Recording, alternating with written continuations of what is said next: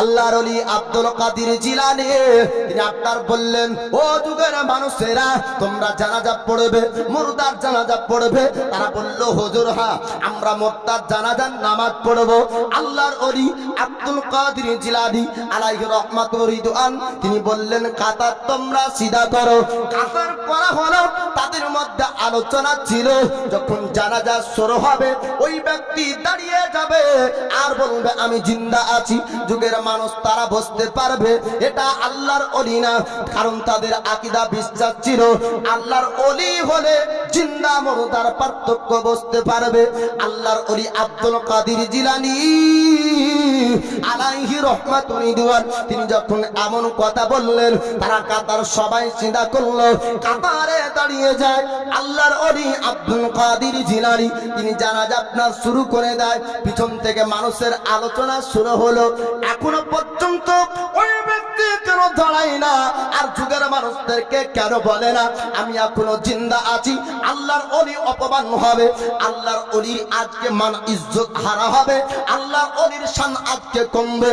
আপনার জানাজার শুরু থেকে শেষ পর্যন্ত তারা চিন্তিত। আপনার অবশেষে খাটলির কাছে তারা আসলো, বারবার ওর নাম ধরে ডাক দেয়, কিন্তু আর ওঠার শক্তি তার মধ্যে নাই, উঠার ক্ষমতা তার মধ্যে নাই। মহান আল্লাহ ওই ব্যক্তিকে আপনার মুর্দায় পরিণত করেছে। আল্লাহর ওলি আব্দুল কাদের জিলানী আলাইহি রাহমাতুর রিদওয়ান তিনি জানাজা যখন শুরু করলেন, আমার আল্লাহ মালাকুল মাউত ফেরেশতা হযরত আজরাইল আলাইহিস সালামকে হুকুম করলেন, যাও যাও ওর মাউত এই সময়তে লেখা আছে। আল্লাহ যাকে যতটুক হায়াত দিবে 1 মিনিট বেশি তার ক্ষমতায় দুনিয়ায় থাকতে পারে না, আর 1 মিনিট আগেও কেউ জগতের শক্তি তাকে মারতে পারবে না।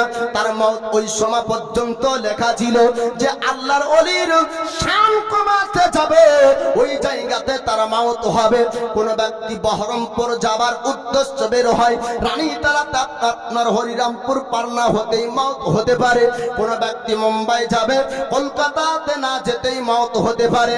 তন্দ্রুপ ওই ব্যক্তির মওত লেখা ছিল, ওলির অপমান করতে যাবে খাটলিতেই তার মওত হবে। আমার আল্লাহ মালাকুল মাউত ফেরেশতাকে হুকুম করলেন, সঙ্গে সঙ্গে মুর্দা হয়ে যায়। যুগের মানুষ তারা বুঝতে পারলো এটা আল্লাহর ওলি।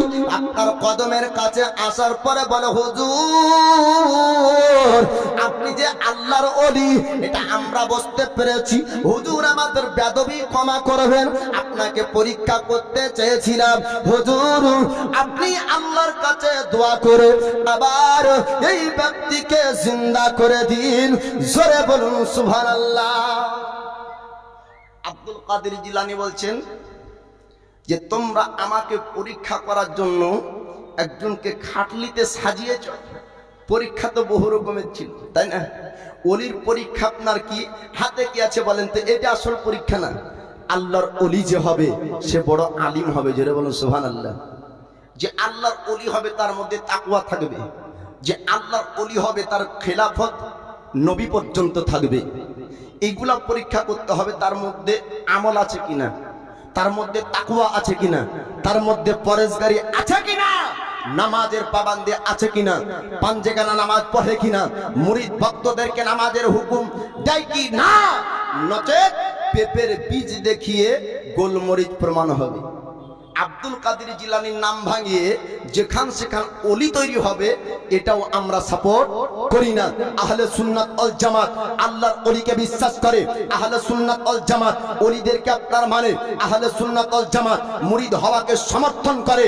আল্লাহর ওলির আপনার আহলে সুন্নাত ওয়াল জামাত আল্লাহর ওলিদের মাজার জিয়ারতকে সমর্থন করে, কিন্তু আহলে সুন্নাত ওয়াল জামাতের উলামা কোন মাজারে সাজদা করাকে সমর্থন করে না, কোন আয়ের গায়ের ব্যক্তিকে মানাকে সমর্থন করে না। অতএব যদি কোনো ব্যক্তি কোনো পাবলিক কোনো ভণ্ড জায়গাতে গিয়ে যদি ভুল করে তার দায়ী আলিম উলামা না। বুঝতে পারলেন? আপনাকে বললাম যে আপনি জিয়ারতে যান, তো ওখানে গিয়ে কি করবেন না করবেন ওটা আপনার ভুল। এ ঠিক না ভুল? আমি যদি বলতাম যে এগুলা করেন তাহলে আমি ওর দায়ী হতাম। মানে যতটুক আমি বলবো ততটুক ঠিক হলে আমি সওয়াব পাবো, আর ভুল হলে তার দায়ী আমি হব, তাই না? তো আহলে সুন্নাত ওয়াল জামাত আল্লাহর ওলিকে বিশ্বাস করে, মানে ওলির মাজার জিয়ারত করে। তবে ওলিদেরকে মহাব্বত করবেন, ভালোবাসবেন। আর কামেল ওলির যদি দামান ধরে, যদি মুরিদ হন, তো সওয়াব হবে, উপকার হবে, কারণ তার কাছ থেকে শিক্ষা পাওয়া যাবে। তো আলিমই যদি না হয় তো শিক্ষা দিবে কি, তাই না? আমার পকেটে নিজেরই পয়সা নাই, তা আমি আবার দান করবো কি, কোথায় থেকে? বুঝতে পারলেন না? তো ওই পীরের দামান ধরতে হবে, ওই পীরের কাছে বায়াত হতে হবে যেই পীর আলিম হবে। একটু জোরে বলেন সুবহানাল্লাহ। একটু ঘন ঘন আওয়াজে দরুদে পাক পড়ুন। আর পিছনের চাচার আমার একটু আগিয়ে আছেন না, সামনের দিকে, সুবহানাল্লাহ। খাস করে দোয়া হবে আপনাদের জন্য। একটু দরুদ শরীফ পড়েন, আর একটু আছে আগিয়ে আছেন। আল্লাহুম্মা মাওলানা মুহাম্মদ সাল্লি আলা মুহাম্মাদিন সাল্লি আলা মুহাম্মদ হরদম ज़बान से निकालो पाक नामे मुहम्मद हरदम ज़बान से निकालो शफीआना मुहम्मद सल्लल्लाहु ताला अलैहि वसल्लम। तो গাউসে সামদানি আব্দুল কাদের জিলানী আলাইহি রহমাতুর রিদওয়ানের বিখ্যাত এ কারামাত যে তিনি জিন্দা না মুর্দা এটা বুঝতে পারলেন। এবং কি হলো, পরক্ষণে ওলির শান ছোট যারা করতে চাইলো, আমার আল্লাহ ওলির শান আরো বাড়িয়ে দিলেন। বলুন সুবহানাল্লাহ। পরক্ষণে দোয়া করলেন, আল্লাহ পাক ও ব্যক্তিকে আবার জিন্দা করলেন বাগদাদের এলাকার সরজমিনে। সকলে বুঝতে পারলো আল্লাহর ওলি একজন আছে, তার নাম হলো আব্দুল কাদের জিলানী। এবার ওলির একটি কারামাত বলি। গাউসে সামদানি কুতুবে রাব্বানি আব্দুল কাদের জিলানী আলাইহি রহমাতুর রিদওয়ানের দরবারের একজন বাবরচি ছিল। তো ও বাবরচি বলে যে হুজুরের কাছে যারাই আসে যে সমস্যা নিয়ে সমাধান হয়ে যায়, কিন্তু আমার কোনোদিন সমাধান হলো না। নারায়ে তাকবীর, নারায়ে তাকবীর, নারায়ে রিসালাত, মাসলাকে আলা হযরত উলামায়ে আহলে সুন্নাত, জীবনী গায়ক বক্তা হযরত কারি মাওলানা মতিউর রহমান রিজভী সাহেব। নারায়ে তাকবীর, নারায়ে রিসালাত। এই দেখেন, যা হোক আর বলছি না।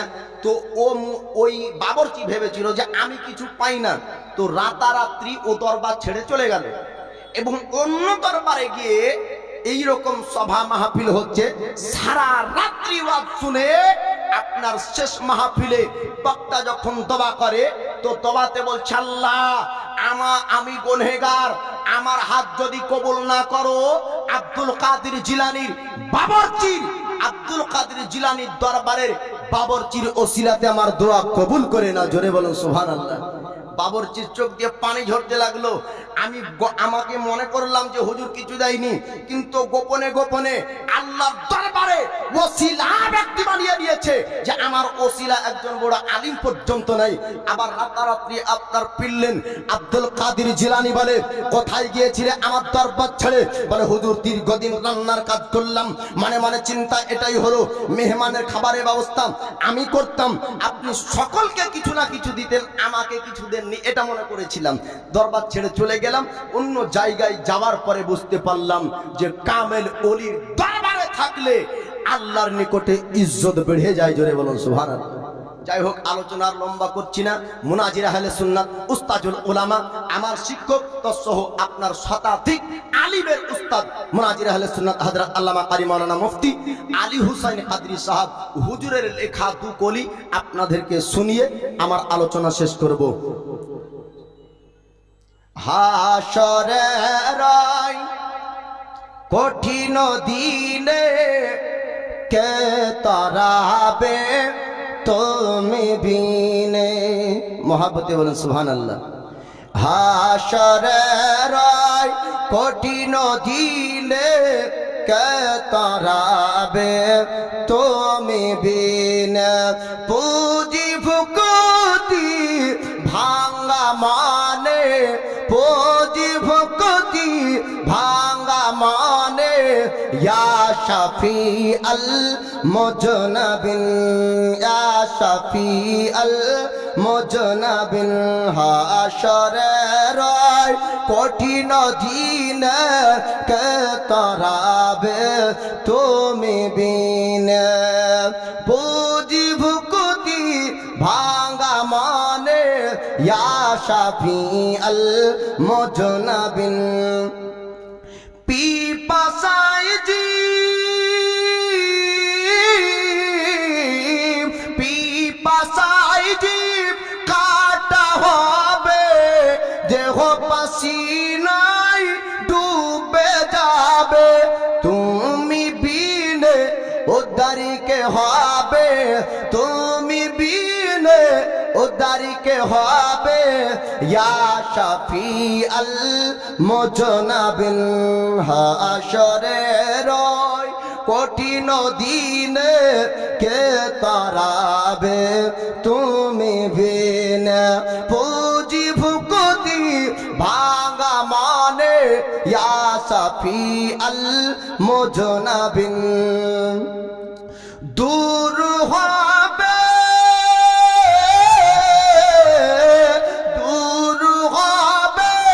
আত্মীয় স্বজন চিন্তা করবে আপন আপন দূর হবে আত্মীয় স্বজন চিন্তা করবে আপন আপন তুমি হবে সেদিনই আপন তুমি হবে সেদিনে আপন ইয়া শাফি আল মুজনাবিন হাশরের কঠিন দিনে কে তারাবে তুমি বিনে পুঁজি ভুকুতি ভাঙা মানে ইয়া শাফি আল মুজনাবিন সেলেনামা প্রকাশ হবে সব কারণামা ক্ষমা করাবে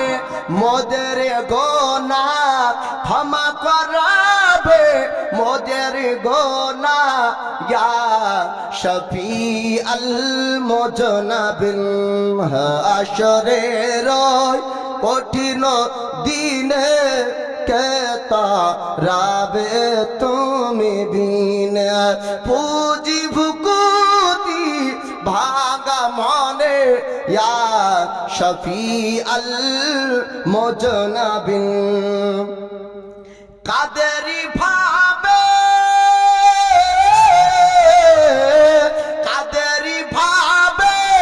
বসে নিশিদিন কি হবে উপায় বিচারের দিন কাদেরি ভাবে বসে নিশিদিন কি হবে উপায় বিচারের দিন বাঁচিয়ে নিও আমি নেকিহীন বাঁচিয়ে নিও আমি নেকিহীন ইয়া শাফি আল মুজনাবিন হাশরের কঠিন দিনে কে তারাবে তুমি বিনে ভাষাগত ভুল হলে ক্ষমা করবেন কোরআন হাদিস থেকে ভুল করলে আল্লাহর কাছে ক্ষমা করতে আসসালামু আলাইকুম ওয়া রাহমাতুল্লাহি ওয়া বারাকাতুহু।